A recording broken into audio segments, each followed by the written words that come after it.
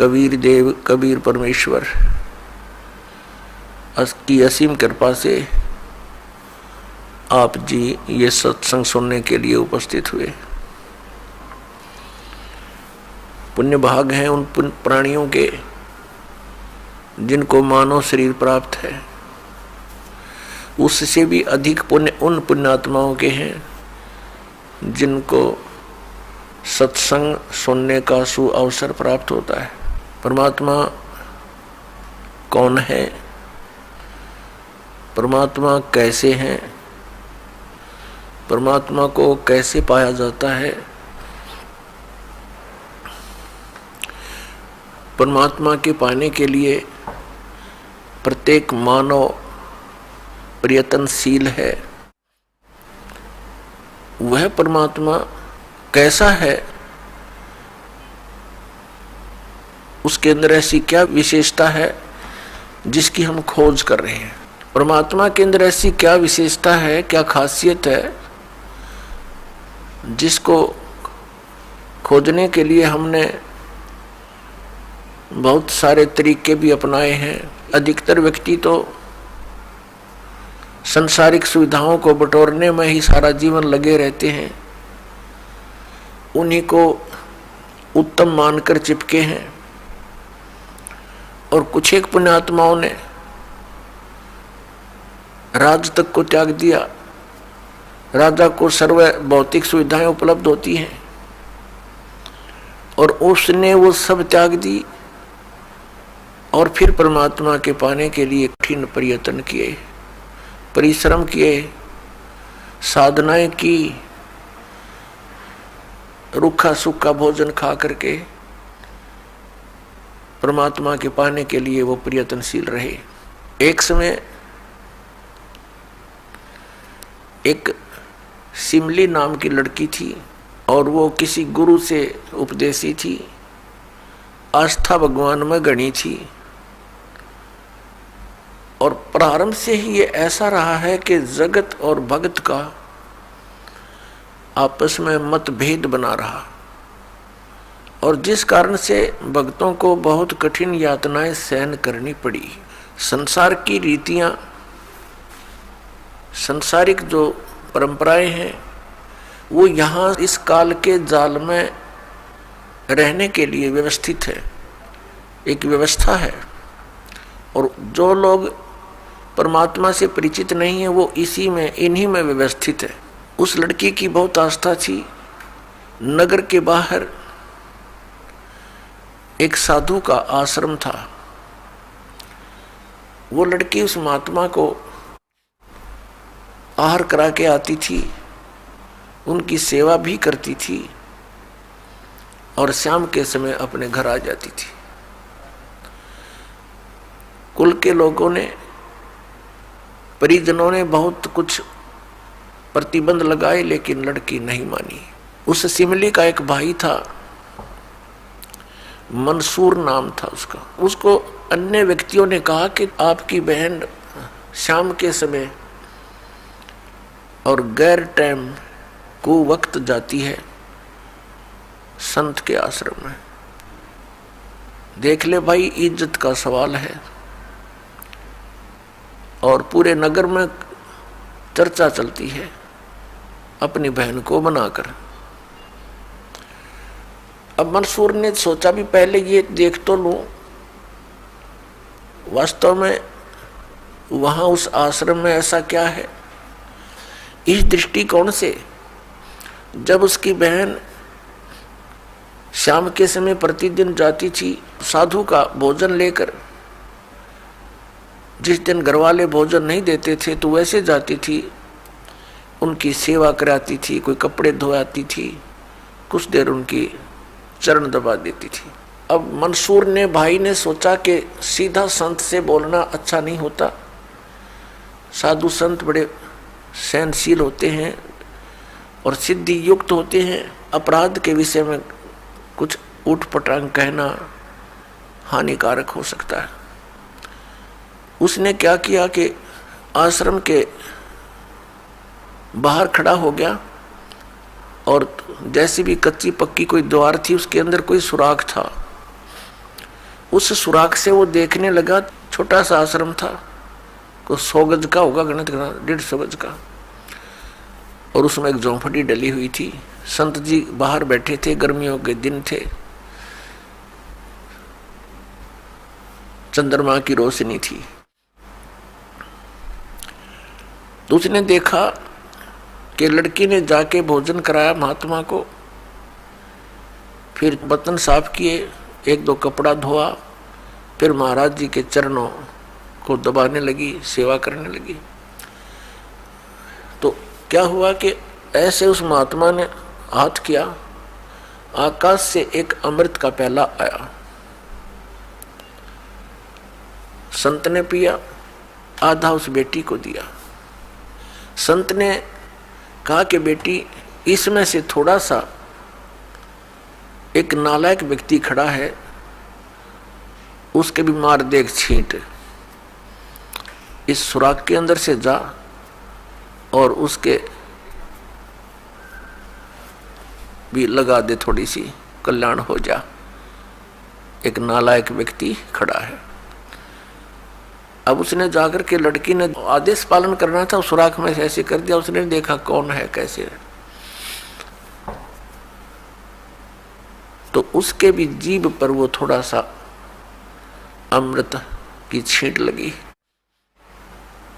एकदम उसके हृदय में एक विशेष प्रेरणा हुई कि मैं बहुत पापी हूं, मैं नीच हूं, और ऐसे पाक साफ महापुरुष के विषय में मेरे मन में दोष आया। रोता हुआ आश्रम के अंदर प्रवेश हुआ और कहा, महाराज मुझ पापी का भी उद्धार हो सकता है। मैंने आपके बारे में बहुत गलत सोचा। उस संत ने कहा, बेटा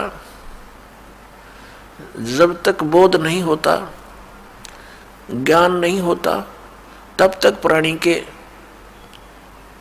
ऐसे अपराध अक्षमा करने योग्य होते हैं।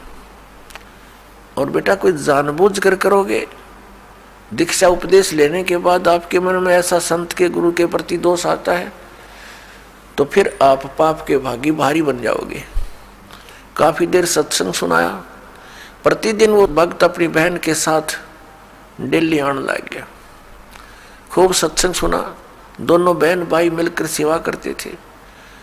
फिर क्या हुआ कि उसके हृदय में एक ऐसी प्रेरणा हुई, अनल हक, उस संत ने उसको एक मंत्र दे दिया, अनल हक, कि इसका जाप किया कर। अपने आत्माओं, पिछले पुण्यकर्मी प्राणी ही परमात्मा की खोज में लगते हैं, उनको ही इतना शीघ्र इन बातों का असर होता है, संत के वचनों का।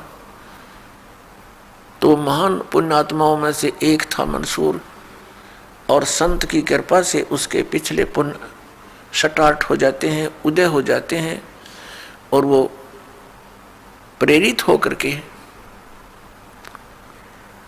वो भक्ति प्रारंभ कर देता है। जैसे एक फॉर एग्जाम्पल,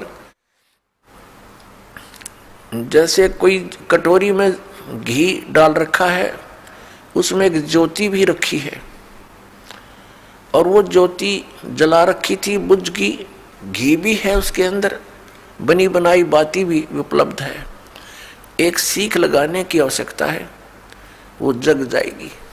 तो जितने भी पुण्यकर्मी प्राणी हैं, जो भी साधु संत महापुरुषों के प्रवचन सुनते हैं, किसी भी संत के, चाहे उसने भक्ति मार्ग का कति ज्ञान नहीं, लेकिन भगवान की महिमा तो वो भी सुना ही देते हैं।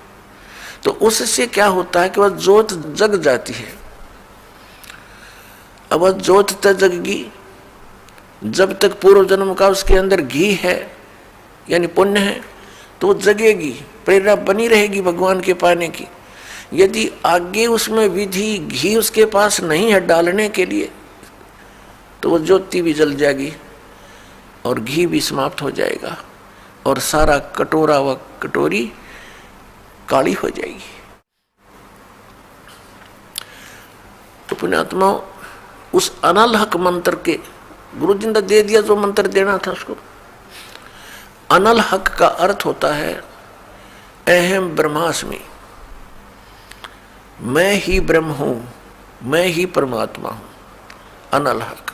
हालांकि ये कोई मंत्र वंत्र नहीं था, लेकिन उस मंसूर के अंदर वो पूर्व जन्म का घी और ज्योति रह रही थी, वह जगेगी। अब उस मंत्र से भविष्य में तो कोई लाभ उसको होना नहीं था, क्योंकि वो चार्जर ठीक नहीं था। पूर्व जन्म की बैटरी से उसमें इतना प्रभाव था, इतने पुण्यों से, कि उसने अनल हक कहना शुरू कर दिया कि मैं ही परमात्मा हूँ। अब बोली आत्माओं, पुण्यात्माओं को जैसा भी गुरु ज्ञान देता है वो तो दृढ़ होते हैं। गुरु जी ने 2 दूना 6 कह दिया तो वो 6 ही बोलते रहेंगे। घरवाला कहेगा, कोई उसको बताना चाहेगा, वो नहीं मानेगा, कहता नहीं मेरे गुरु जी ने ऐसे ही बोला। तो अबोध बच्चे ऐसे ही होते हैं। इस बात का ज्ञान पूरे मुसलमान धर्म में हुआ, क्योंकि वो मुसलमान धर्म से संबंधित था। और मुसलमान धर्म ये मानता है कि जीव ब्रह्म नहीं हो सकता। वैसे तो जीव ब्रह्म हो ही नहीं सकता, ये तो अंडरस्टूड है। जीव तो ब्रह्म है ही नहीं, ब्रह्म अलग है, जीव अलग है। ब्रह्म मीन भगवान, जो जीव का भी उत्पत्ति करता है। लेकिन मुसलमान धर्म ये मानते हैं कि पृथ्वी पर परमात्मा नहीं आ सकता। वह तो 7वें आसमान में रहता है, 7वें स्वर्ग में। और कोई ये कहता है कि पृथ्वी पर परमात्मा है, वो दंड का अधिकारी है, वो भ्रमित कर रहा है, मुसलमान धर्म के विधान को बिगाड़ रहा है। इस कारण से मंसूर को बहुत बार समझाया, राजा तक बात गई, बहुत कुछ कहा, लेकिन नहीं माना, अनल हक करता रहा। उसको कहा कि तू ऐसा मत बोल। अब साधु को तो कोई बोल नहीं सका था कि वो क्या मंत्र दे रहा है, लेकिन पब्लिक के अंदर जब बात आ जाती है तो वो अपना पूरा जोर शोर से विरोध करते हैं। अब क्या हुआ कि वो नहीं माना तो उसको चौराहे पर खड़ा कर दिया, बांध दिया उसको चौराहे पर। और फिर क्या कहा कि या तो तू अनल हक कहना छोड़ दे, नहीं तो तेरे पत्थर मारेंगे। उसने फिर कहा अनल हक, क्योंकि वो तो मदमस्त हो गया था, अलमस्त हो गया था। ऐसी स्थिति पूर्वजन्मों के पुण्यों से होती है, और भविष्य की भक्ति नहीं होती है तो वो नष्ट हो जाता है उस जीवन, ऐसी पुण्यात्मा का। तो उसको सजा दी गई कि पूरे नगर के व्यक्ति इसको पत्थर मार मार के इसका वध करेंगे। ऐसी सजा दें ताकि और भी कोई ऐसी हिम्मत ना करे। तो सभी लाइन में आ रहे थे और पत्थर मार रहे थे, तू पापी है, पत्थर मार रहे थे, निकल जाते थे। अब उसकी बहन सिमली का भी नंबर आ गया। जब और पत्थर लगा रहे थे वो हंस रहा था, अनल हक अनल हक हंस रहा था। और जब उसकी बहन सिमली का नंबर आया, वो भी लाइन में खड़ी थी। तो बहन ने सोचा पत्थर तो मैं नहीं मारूंगी, लेकिन लोक लाज में आके उसने फूल उठा लिया कि मैं फूल मार आऊंगी उसके। यहाँ ये लोग भी ना मेरा विरोध करेंगे और भाई का चोट भी ना लगेगी। उसने फूल मारा, फूल मारते ही वो रोने लग गया, बहुत बुरी तरह रोने लगा। तब सिमली ने कहा कि भाई लोग तेरे पत्थर मार रहे थे, उनके पत्थरों से नहीं रो रहा था, और तू मेरे फूलते रोने लग गया। अरे ये कोई चोट थोड़ी लगी तुझे? उसने कहा सिमली ये तो अनजान थे, इनका मुझे दुख नहीं था, तू तो परिचित थी मैं किसके ऊपर फिदा हो रहा हूं। और तेरा हाथ कैसे हो गया नालायक मेरी तरफ? तूने भगवान की तरफ हाथ कर दिया, मैं भगवान के लिए ड्यूटीड हूं, और तूने क्या समझा फिर ज्ञान को? न्यू रो रहा हूं, तेरा जीवन बर्बाद हो गया, तूने ज्ञान समझा नहीं बहन। तेरे फूल का मुझे इसलिए दर्द हुआ, तू तो परिचित थी इस बात में। उसके बाद नहीं मरा वो पत्थरों से, कहने लगा या तो कहना छोड़ दे अनल हक, नहीं तेरा हाथ काटेंगे। उसने कहा अनल हक, हाथ काट दिया। फिर कहा दूसरा हाथ काटेंगे या बंद कर दे, अनल हक। तेरी गर्दन काटेंगे, बंद कर दे, अनल हक, काट दिया। अब उसको गाड़ा नहीं, मुसलमान धर्म में नीचे दफनाते हैं जमीन में, उसको सवा कर दिया काफिर समझकर कि काफिर जलाए जाते हैं, उनकी सोच है। और उस राख को जल में फेंक दिया कि इसका नामो निशान मिट जा दरिया में। कहते हैं वो राख भी, ऐस भी, वो बबूत भी अनल हक अनल हक अनल हक करती जा रही है। और 1000 मंसूर बनकर गलियों में घूम रहे हैं। सबने दरवाजे बंद कर लिए, टट्टी पेशाब निकल गया, लोगों का घबरा गए, ये क्या हो गया, भगवान का भगत था, ऐसा हो कर दिया इसके साथ। तो पुण्यात्माओं, अब ये ज्ञान है, तत्व ज्ञान है, इसको बहुत गहराई से समझना है। इससे कई कंसेप्ट क्लियर होंगे। अब प्रसंग तो चला है कि जिस परमात्मा के पाने के लिए और जिस लोक में जाने के लिए महापुरुषों ने ऐसी कुर्बानियां दी, तो कैसा है वो भगवान, कैसा होगा वो देश, ये अंडरस्टूड है।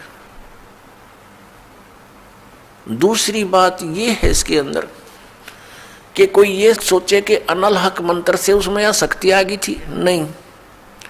उस अनल हक मंत्र के जाप करने वाला पूरा गांव था, नगर था, आसपास के और भी बहुत लोग थे जो वैसे उपदेशी थे, आसपास के बहुत से उनके शिष्य थे, लेकिन वो गुप्त रखते थे, सामने किसी को बताते नहीं थे, लोक लाज के कारण। तो कहने का भाव ये है कि उस एक मंसूर के अंदर ये क्यों काम कर गया और सिमली में नहीं किया उसने। ये पिछले पुण्य से होते हैं पूर्ण हंस मुराद, ये पूर्व जन्म के संस्कार थे, उस मंत्र का इसमें कोई योगदान नहीं था। अब प्रसंग जो चल रहा है उसी पर हम थोड़ा सा डिस्कस करते हैं कि जिस परमात्मा के लिए इतनी कुछ कुर्बानियां संत महात्माओं ने की, तो वो कैसा है भगवान, ये तो अंडरस्टूड है कि वो कितना सुखदायी होगा, और वहां जाने के बाद प्राणी को कैसा सुख होगा। उसके लिए हम फिर कौन सी विधि अपनावें, कौन से ग्रंथ को सत्य माने, किस गुरु की बात पर विश्वास करें। कोई कुछ विधि बताता है, कोई कुछ विधि बताता है, और सभी कहते हैं तुम्हारा कल्याण होगा, तुम्हें मोक्ष प्राप्ति होगी। तो उसके लिए हमने ये जानने के लिए कि कौन सा मंत्र, कौन सी विधि है, वे ऑफ वर्शिप जो यथार्थ है। अब जो भी संत कोई मंत्र देता है तो उसके उपासक उसको यही मान लेते हैं कि यही सही है। दूसरा बताता है नहीं ये मंत्र ठीक नहीं, ये विधि ठीक नहीं। तीसरा कहता नहीं ये हमारे गुरुजी ने ऐसे बताया है, ये सही है। इसका निर्णय कैसे हो? जैसे किसी अपराध के ऊपर कुछ अधिवक्ता, एडवोकेट आपस में डिस्कस करते हैं। एक कहता है इस अपराध के ऊपर ये धारा लगेगी, दूसरा कहता नहीं इसकी ये धारा बनती है, इसका ऑफेंस इस धारा के अंतर्गत है, तीसरा कहता नहीं इसके ऊपर ये अन्य धारा लगेगी। तो उन तीनों का फैसला कहाँ होगा कि कौन सी धारा के अंतर्गत ये ऑफेंस है? वो संविधान के अंदर देखा जाएगा, और संविधान के अंदर जो लिखा है वो फाइनल है। वो धारा उसी के अंतर्गत वो ऑफेंस है, तो उसके ऊपर वही धारा होगी, उसी के आधार पर उस पर कार्रवाई कोर्ट में होगी, वो सही है। ठीक इसी प्रकार हमारे पवित्र जो शास्त्र हैं, सदग्रंथ हैं, ये सभी शास्त्र हैं जैसे पवित्र 5 वेद। 4 वेद तो ये वेल नोन है, ऋग्वेद, सामवेद, यजुर्वेद, अथर्ववेद। एक 5वां वेद है, वो स्वयं परमेश्वर के द्वारा अपने मुख कमल से बोला जाता है। प्रत्येक युग में परमात्मा अपने उस तीसरे मुक्ति धाम से यानी सतलोक से चलकर आते हैं और अपने मुख कमल से उस यथार्थ ज्ञान 5वें वेद को बोलते हैं। वो लिपिबद्ध कर लिया जाता है, वो 5वां वेद होता है। वो कबीर वाणी है, वो परमेश्वर के मुख कमल से निकली सच्चिदानंद घन ब्रह्म की वाणी है। गीता जी अध्याय नंबर 4 के श्लोक नंबर 32 में गीता ज्ञानदाता कहता है कि अर्जुन, जो विधि साधनाएं आपने गीता अध्याय नंबर 25 के श्लोक 31 तक सुनी, कोई कैसी साधना करता है, कोई हठ योग करता है, कोई स्वाध्याय ही करता रहता है, कोई अन्य देवताओं की पूजा करता है, कोई कठिन घोर तप करता है, कोई अहिंसावादी है जैसे मुख पर पट्टी बांध कर नंगे पैरों घूमना, कोई केवल योग अभ्यास हठ योग करके समाधिस्थ होने की चेष्टा करता है, कोई प्राण अपान की क्रियाएं करता रहता है, कोई श्वासों को बाहर निकलते अंदर जाते देखता रहता है। इस प्रकार से सभी साधक अपनी अपनी साधनाओं को वो पाप नाश करने वाली जानते हैं, मोक्षदायक मानते हैं। यदि वो इनको गलत मान ले तो इनको छोड़ दे, क्योंकि भिन्न भिन्न साधनाएं और सभी कर रहे हैं और पाना एक परमात्मा को, तो ऐसा कभी नहीं हो सकता। उस परमात्मा के पाने की एक ही विधि है जो हमारे सदग्रंथों में विद्यमान है। तो उसके बाद बताया है कि ये सभी इस प्रकार के यज्ञ यानी धार्मिक अनुष्ठानों की जानकारी विस्तार के साथ ये चौथे अध्याय के 32वें श्लोक में श्रीमद् भगवत गीता जी में लिखा है कि इस प्रकार के धार्मिक यज्ञों की जानकारी, यज्ञ माने धार्मिक अनुष्ठानों की जानकारी सच्चिदानंद घन ब्रह्म यानी ब्रह्मण्य मुखे सच्चिदानंद घन ब्रह्म की वाणी में विस्तार के साथ कही गई है। और उसको जानने के उपरांत फिर तू सभी कर्म बंधन से मुक्त हो जाएगा। चौथे अध्याय के 34वें श्लोक में कहा कि वो तत्व ज्ञान जो परमात्मा ने अपने मुख कमल से बोला है वो तत्व ज्ञान है। उस तत्व ज्ञान को तू तत्वदर्शी संतों के पास जाकर समझ। वो तत्वदर्शी संत तुझे उस परमात्म तत्व का ज्ञान कराएंगे। इससे एक तो ये सिद्ध हो गया कि गीता ज्ञानदाता कंप्लीट नॉलेज, स्पिरिचुअल नॉलेज नहीं रखता।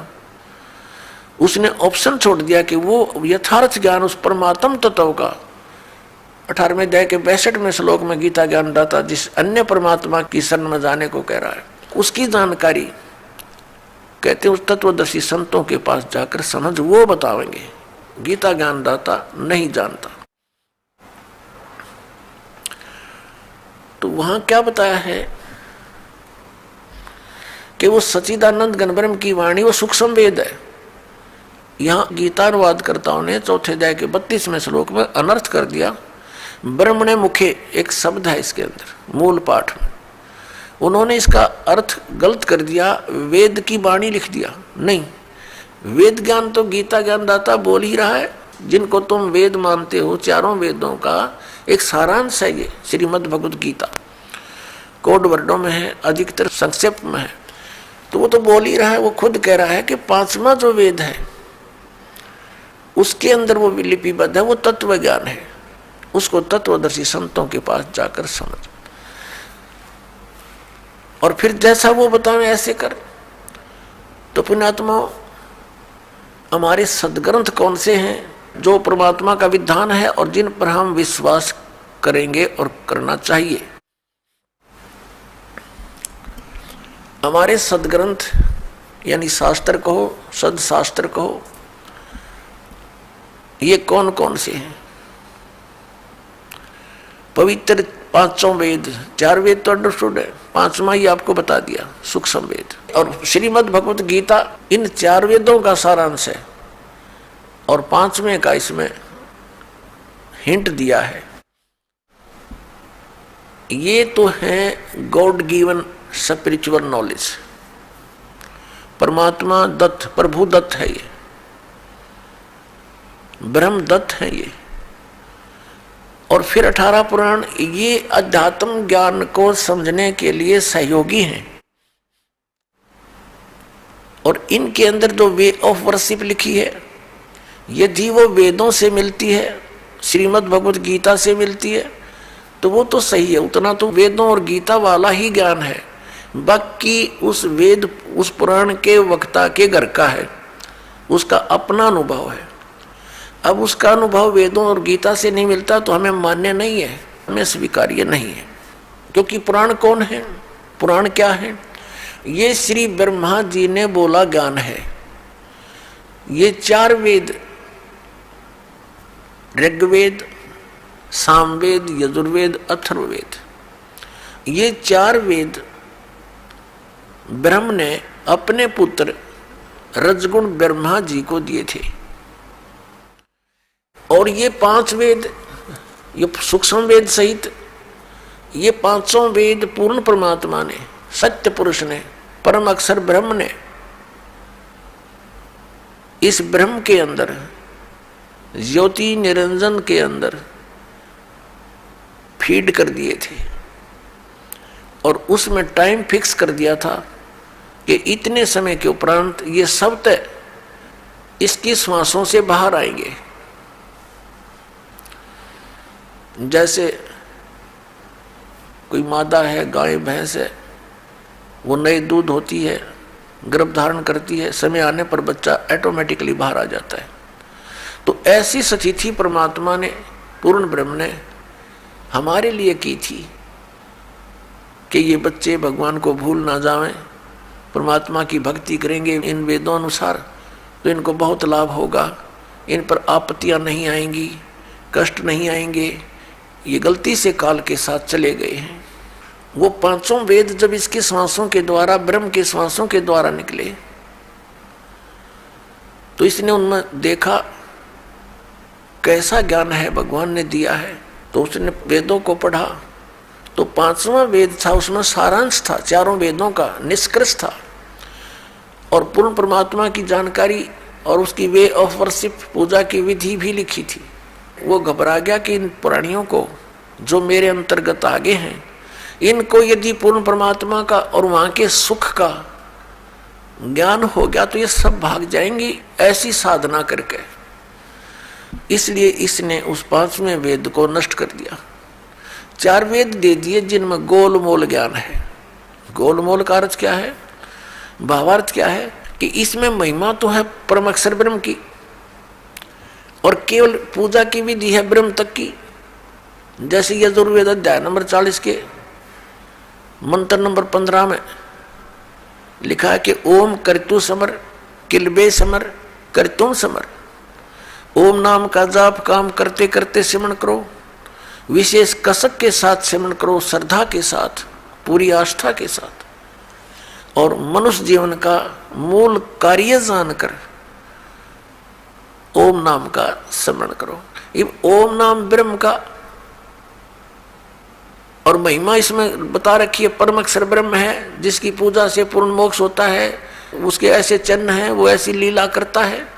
अपने आत्मा दास के सत्संग में मुख्य तौर पर 3 ब्रह्म होते हैं, 3 ब्रह्म यानी 3 प्रभु, 3 पुरुष। एक सरब्रह्म, एक अक्षर ब्रह्म, एक परम अक्षर ब्रह्म। दूसरे शब्दों में एक सरपुरुष, एक अक्षर पुरुष और एक परम अक्षर पुरुष। तीसरे शब्दों में ईश्वर, परमेश्वर। ये 3 मुख्य प्रभु हैं। मुख्य तो वैसे एक है, लेकिन हमारे सदग्रंथों में जो विशेष ज्ञान दिया है इन तीनों के विषय में। और इसके पश्चात 3 प्रभु और माने हैं, रजगुण श्री ब्रह्मा जी, सतगुण श्री विष्णु जी और तमगुण श्री शंकर जी, और आदि शक्ति प्रकृति देवी ये दुर्गा है। इनके बाद फिर बहुत से देवता हैं जो भगवान की भक्ति करके ही कुछ उन्होंने अपने टायर में हवा भर ली, यानी परमात्मा की कुछ भक्ति संग्रहित करके, और वो कुछ सिद्धि युक्त हो करके अन्य प्राणियों से श्रेष्ठ बने दिखाई देते हैं, वो भी देवता हैं। यानी श्री ब्रह्मा जी रजगुण, श्री विष्णु सतगुण, श्री शिव जी तमोगुण, ये अन्य देवताओं में है। और ये हमारे इस तत्व ज्ञान के अंदर मुख्य तौर पर प्रभु नहीं गिने जाते। दूसरे शब्दों में दास कहे कि ये भगवान नहीं है, ये ईश नहीं है, स्वामी नहीं है, भगवान नहीं है। तो ये बात जनसाधारण के गले उतरे नहीं, विशेषकर पवित्र हिंदू समाज के पुण्यकर्मी प्राणियों के, क्योंकि हमारे धर्मगुरुओं ने हमें उल्टा पाठ पढ़ा दिया।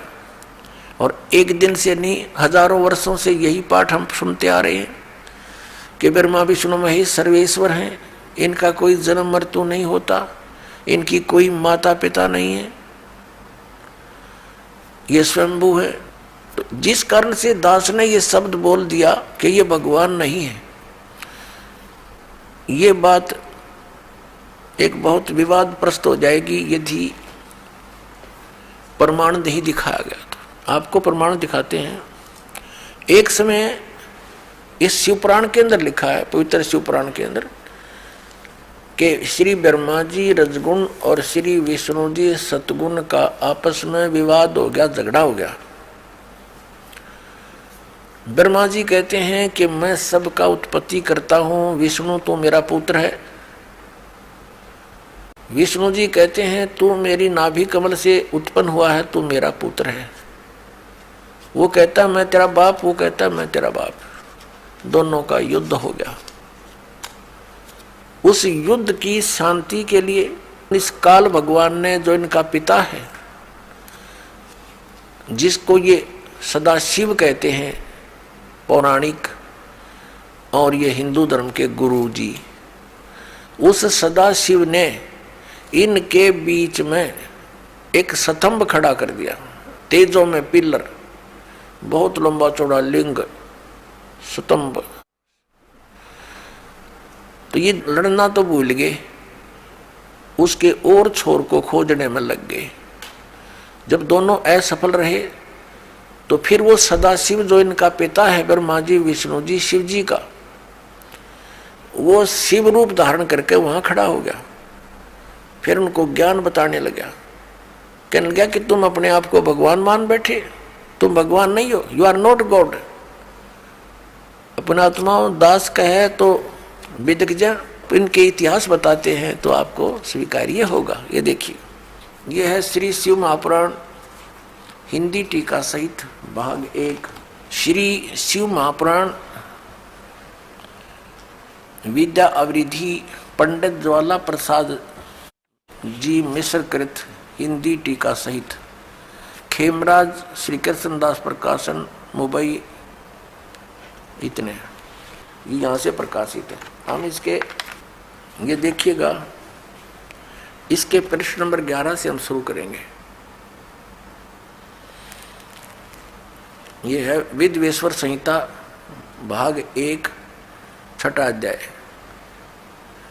नंदी केश्वर बोले, हे योगींद्र, आगे एक समय विष्णु भगवान शेष सैया पर अपने गुरुड़ आदि पार्षदों से संयुक्त लक्ष्मी सहित शयन करते थे। उस समय ब्रह्म ज्ञानियों में श्रेष्ठ ब्रह्मा जी, अब यहाँ के से ब्रह्म ज्ञानी है, देखियो, अपनी इच्छा से ही वहाँ आए। सब प्रकार सुंदर सेज पर शयन करते हुए कमल लोचन विष्णु जी से पूछने लगे, तुम कौन हो जो मुझे देखकर अभिमानी पुरुष के समान शयन करते हो? हे वत्स, हे बेटा। ब्रह्मा जी कह रहे हैं विष्णु जी को, हे वत्स, हे बेटा, उठो, देखो मैं तुम्हारा स्वामी आया हूं, तेरा मालिक आया हूं। आए हुए गुरु को देखकर जो अभिमान करता है, उस द्रोही मूड का प्रायश्चित होना उचित है। यह सुनकर विष्णु जी के अंतर में तो क्रोध हुआ, अंदर तो बड़ा गुस्सा आया, पर ऊपर शांत बने रहे, परंतु बाहर से शांत रहे और बोले, हे वत्स, हे बेटा, तुम्हारा मंगल हो, बैठो, इस आसन पर विराजमान हो। अब विष्णु जी कहे, उसने ब्रह्मा जी को कहा, जा बेटा बैठ जा। इस समय तुम्हारा नेत्र कुटिल और मुख वक्र यानी टेढ़ा क्यों हो रहा? गुस्से में हो रहा था ब्रह्मा जी। ब्रह्मा जी बोले, हे वत्स, हे बेटा विष्णु, तुमको समय के प्रभाव से अभिमान है। हे पुत्र, मैं तुम्हारा रक्षक और जगत का पिता मैं हूं। विष्णु जी बोले, यह तो सब जगत मुझ में सचित है, तुम चोर के समान किस प्रकार अपना कहते हो? तुम मेरी नाभि कमल से उत्पन्न हुए हो, इससे मेरे पुत्र हो। मुझे पुत्र कहना सर्वथा व्यर्थ है। नंदीकेश्वर बोले, इस प्रकार ब्रह्मा विष्णु दोनों ही रजोगुण से मुग्ध होकर विवाद करने लगे।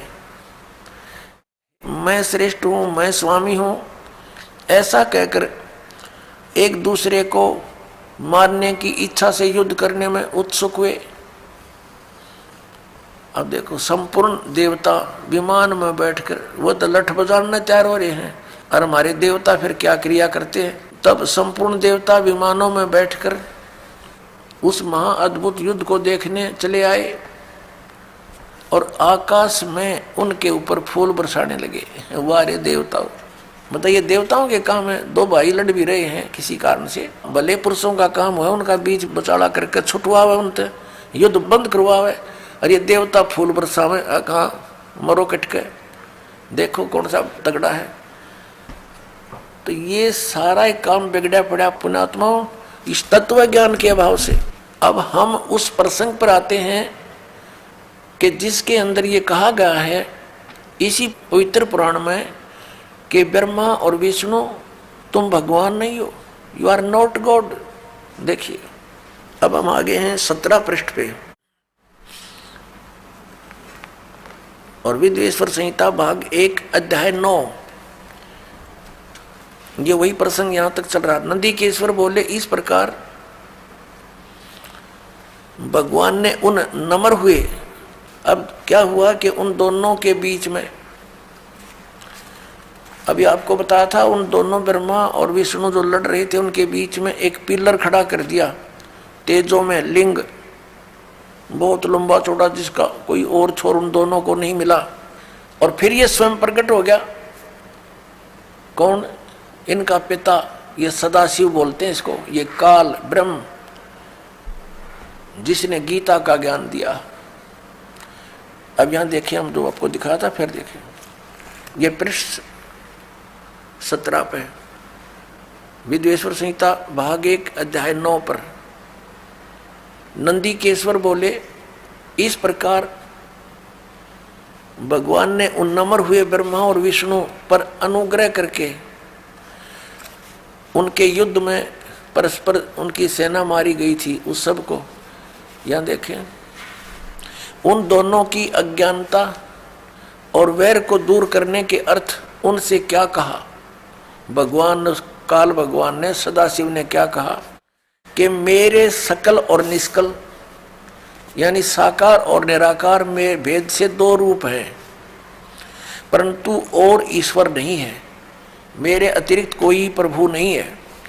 इस कारण उनके 2 रूप नहीं हो सकते। पहला सतम रूप और दूसरा पीछे मूर्तिमान रूप धारण किया। इसमें ब्रह्म रूप निष्कल है, ये निष्कल है, निष्फल नहीं, और ईश्वर रूप सगुण है।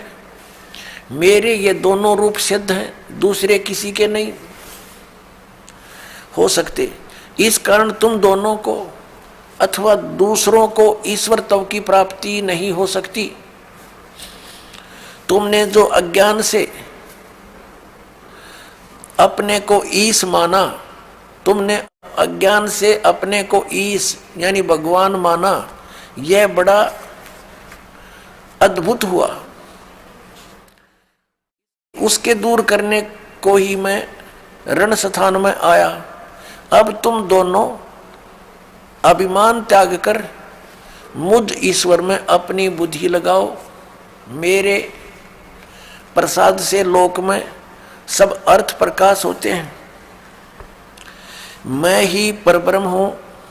अब ये काल बोल रहा है, अब यहां विचलित कर रहा है इनको। मैं ही परब्रह्म हूं, मेरा ही कल अकल रूप है, ब्रह्म होने से मैं ईश्वर हूं, अनुग्रह आदि मेरा कर्त्य है। सर्वव्यापी होने से और जगत के वर्धक होने से मैं ब्रह्म हूं। हे ब्रह्म केशव, समत्व और व्यापक होने से मैं आत्मा हूं। मैं इस सब का ईश हूं, यह मेरा है, मेरे सिवाय किसी दूसरे का नहीं है। प्रथम तो ब्रह्म तो ज्ञान के निमित्त निष्कल ब्रह्म का प्रादुर्भाव हुआ। 18वें पृष्ठ पर चलते हैं। इससे मैं अज्ञात रूप हूं, पीछे तुम्हें प्रगट दर्शन देने के निमित्त साक्षात ईश्वर तत्क्षण ही मैं सगुण रूप हुआ हूं। अब यहाँ ये क्या कह रहा है? श्री सदाशिव ब्रह्मा विष्णु महेश का पिता, ब्रह्मा विष्णु महेश का पिता ये सदाशिव यहाँ क्या कह रहा है? ये कह रहा है कि पहले तो ब्रह्म रूप हुआ वो स्तंभ, वो तो समझो मेरा निष्कल रूप है, निर्गुण रूप है मेरा। यो स्तंभ आया पिलर, और ईब में निर्गुण से सगुण हो गया, तुम्हारे सामने आया। अब देखो हम अपने उस प्रसंग पर आते हैं। हमने ये देखना है कि ब्रह्मा और विष्णु और ये शिव ये भगवान नहीं है, ये प्रभु नहीं है। ये प्रसंग था। यदि ये दास वैसे सिंपल कहकर छोड़ देता तो बहुत विरोध मान लेते भक्तजन, क्योंकि उन्होंने पूरा अज्ञान सुना हुआ है, ज्ञान नहीं सुना, सदग्रंथों का उनको ज्ञान नहीं, इसलिए सदग्रंथों को रूप करना अनिवार्य हो गया है। अब आगे ये क्या कहता है देखिएगा। ये पृष्ठ नंबर 18 अध्याय 10 चल रहा है, पृष्ठ नंबर 18 पे, और शिवपुराण विद्वेश्वर संहिता भाग 1 10वां अध्याय। हम यहाँ पढ़ते पढ़ते आगे 9वां अध्याय यहाँ समाप्त हो गया। जो हमने यहाँ पढ़ लिया, इससे मैं अज्ञात रूप हूँ, पीछे तुम्हें प्रकट देने के लिए निमित्त साक्षात ईश्वर तत्क्षण ही मैं सगुण रूप हुआ हूँ। अब यहाँ नीचे आ जाएंगे इसके। इति श्री शिव महापुराणे विद्वेश्वर संहिता भाषा टीकायाम 9वां अध्याय, ये 9वां अध्याय इति हो गया समाप्त। अब 10वां शुरू हो गया, ये 10वां। अब हम यहाँ 10वें में पढ़ रहे हैं नीचे। हे पुत्रों, ब्रह्मा और विष्णु को इनका पिता वो सदाशिव काल कह रहा, हे पुत्रों, यह कृत आपने तप से प्राप्त किया है, जो कि सृष्टि की उत्पत्ति और पालन कहता है, सो मैंने प्रसन्न होकर तुम्हें दिया है। इसी प्रकार दूसरे दो कृत रुद्र और महेश्वर को प्रदान किए हैं। अब देखो, जो दास सिद्ध करना चाहता है, एक तो ब्रह्मा और विष्णु और फिर रुद्र और महेश्वर, ये 4, इनसे 5वां है यू सदाशिव, जो ब्रह्मा विष्णु महेश जी के पिताजी हैं। और इनकी माता कौन है? वो दुर्गा है। वो भी दिखाएंगे आपको सदग्रंथ में, देवी पुराण के अंदर दिखाएंगे। अब यहां देखिएगा, यहां स्पष्ट हो गया कि ऊपर तो इन दोनों के विषय में बोला, हे पुत्रों, यह कृत आपने तब से प्राप्त किया है, जो कि सृष्टि उत्पत्ति और पालन कहता है। इन दोनों का ये जॉब है। मैंने प्रसन्न होकर तुम्हें दिया। देखो, हींग लगी ना फटकड़ी इसकी। तब तो कह रहा है कि तुमने तप किए, घोर तप किए। इसमें लिखा है कि विष्णु जी ने 12,000 वर्ष तक घोर तप किया, ब्रह्मा जी ने इतने वर्ष तक तप किया। तो कहता है इस तप के बदले में मैंने खुश होकर तुम्हें दिया है। बता, इन की भलाई इन्हीं को सौंप दी। अपनी तरफ से क्या दिया इसने? पहले इनसे डले डुआई हठ योग करो, सिद्धि युक्त हो गए। अब फिर रिमोट अपने हाथ में लेकर इनको कहा तुम सृष्टि करो। सब जीवों को यहाँ पर स्थिति, उत्पत्ति, संहार ये अपने पुत्रों से करवाता है और स्वयं खाता है सबको। ये काल है। गीता जी अध्याय नंबर 11 के श्लोक नंबर 32 में कहता है, मैं काल हूँ अर्जुन, और अब प्रकट हुआ हूँ, अब आया हूँ मैं, अब प्रवृद्ध हुआ हूँ। और श्री अर्जुन जी पूछ रहे हैं कि हे महानुभाव आप कौन हो, मैं आपसे परिचित नहीं हूं। अरे अर्जुन का साला था श्री कृष्ण और उससे अपरिचित हो गया इतनी जल्दी? क्योंकि वो श्री कृष्ण था ही नहीं, श्री कृष्ण में प्रवेश वो काल था। और जब बाहर निकल कर देखा तो उसका इतना रूप हो बाहर निकल गया उससे, जब विराट रूप दिखा श्री कृष्ण तो ओझल हो गया, दिखाई भी नहीं दे रहा था उनकी रोशनी के अंदर। और अर्जुन कह रहा, पूछ रहा आप कौन हो, मैं आपको पहचान नहीं पा रहा हूं।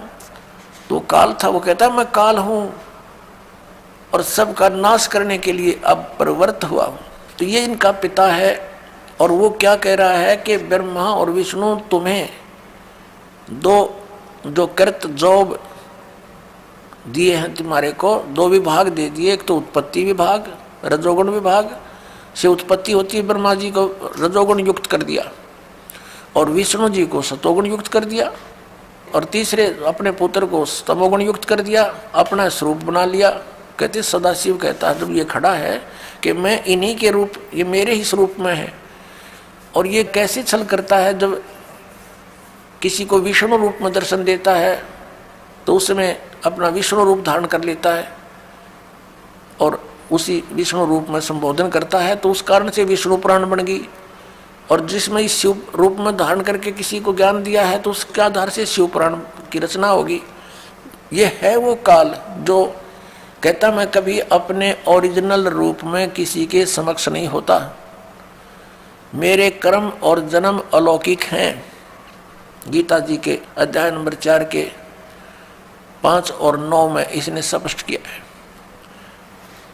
और साथ में कहा है कि जब धर्म की ग्लानि होती है मैं अपने अंश, अपने आत्मा, अपने अंश अवतारों का सृजन करता हूं, उनको यहाँ प्रकट करता हूं, भेजता हूं, उत्पन्न करता हूं, जैसे श्री राम, श्री कृष्ण आदि। आप देखिएगा नीचे, अब ये दास जो सिद्ध करना चाहता है कि दो तो ये ब्रह्मा और विष्णु हो गए, इस प्रकार दूसरे दो कृत रुद्र और महेश्वर को प्रदान किए हैं। अच्छा 4 हो गए ना, एक रुद्र एक महेश्वर, और 5वां यू बोलने लग रहा। अब आगे हम चलते हैं, ये प्रमाणित करते हैं। ये देखिएगा यहाँ पर, ये प्रश्न नंबर 19 है और ये विद्वेश्वर संहिता भाग 1 अध्याय 10 चल रहा है। यहां से हम लेंगे। हे सौम्य, मेरे अज्ञान से विमुख होने से तुम्हें अज्ञानता आ गई। विष्णु और ब्रह्मा जी को कह रहे हैं मेरा ज्ञान होने से ऐसा नहीं होता, ज्ञान और रूप महेश के तुल्य हो जाते हैं। इस कारण इस ज्ञान की सिद्धि के निमित्त ओंकार नामक मंत्र जप करो। अभिमान दूर करने वाला, यह अभिमान दूर करने वाला है। सोई निज मंत्र उपदेश करते हैं। यह ओंकार मेरे मुख से उत्पन्न होने से मेरे ही रूप का बोधक है, यानी ब्रह्म का, और महामंगल करने वाला है। यह वाचक है, मैं वाच्य हूँ। यह मंत्र मेरा आत्मा है कि उसके स्मरण से मेरा स्मरण होता है। उत्तर की ओर मुख से आकार का, इसका बहुत वर्ण दे रखा है। पश्चिम के मुख से उकार का, दक्षिण के मुख से मकार का, पूर्व के मुख से बिंदु का, और मध्य के मुख से नाद उत्पन्न हुआ है। इस प्रकार 5 प्रकार से यह निर्गत हुआ। सब एक होकर ओम ऐसा एक अक्षर हो जाता है। ओम ऐसा एक अक्षर हो जाता है। अब हम इससे इतना ही लेंगे। इस पवित्र पुराण ने हमारा बहुत सा काम हल्का कर दिया इस दास का। एक तो ये सिद्ध कर दिया कि ब्रह्मा और विष्णु और शिव और रुद्र, महेश्वर जिसको कहते हैं, ये भगवान नहीं है, ये ईश नहीं है।